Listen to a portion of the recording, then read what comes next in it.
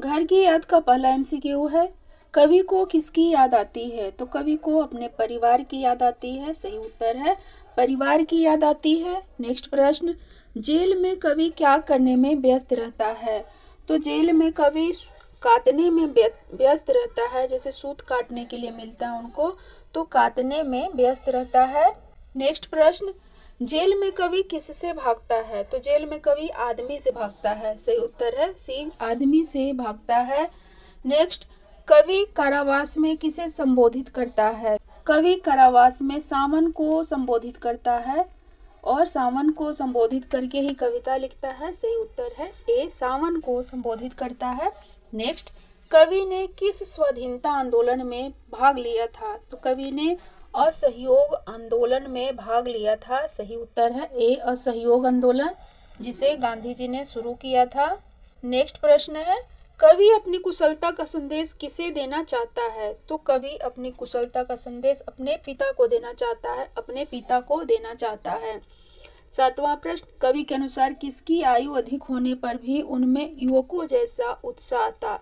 तो उसके पिता की आयु अधिक होने पर भी उनमें युवकों जैसा उत्साह था, पिता की आयु। आठवां प्रश्न है, कवि किसकी गोद में सर रखकर अपने सारे दुख भूल जाया करता था? तो अपने माता की गोद में सर रखकर अपना सारा दुख भूल जाता था, माता की। नौवां प्रश्न है, कवि ने घर को किससे भरा पूरा बताया? तो खुशी से भरा पूरा बताया था, खुशी से भरा पूरा बताया था। 10वां प्रश्न, कवि को किस ऋतु में घर की याद आती थी? तो कवि को वर्षा ऋतु में घर की याद आती थी, वर्षा ऋतु में जब बारिश होती थी। 11वां प्रश्न है, कवि की कितने बहनें हैं? तो कवि की 4 बहनें थी। सही उत्तर है सी, 4 बहनें थी। 12वां प्रश्न है, कवि के कितने भाई हैं? तो कवि के 4 भाई हैं, 4 भाई 4 बहन। 13वां प्रश्न है, कवि ने भाई को क्या कहा है? कवि ने भाई को भुजा कहा है, भुजा।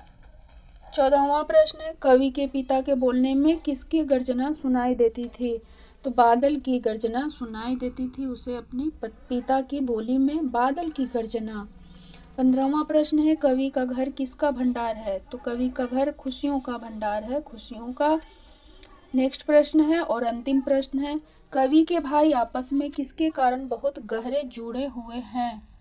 तो कवि के भाई प्रेम के कारण आपस में बहुत गहरे जुड़े हुए हैं, प्रेम के कारण।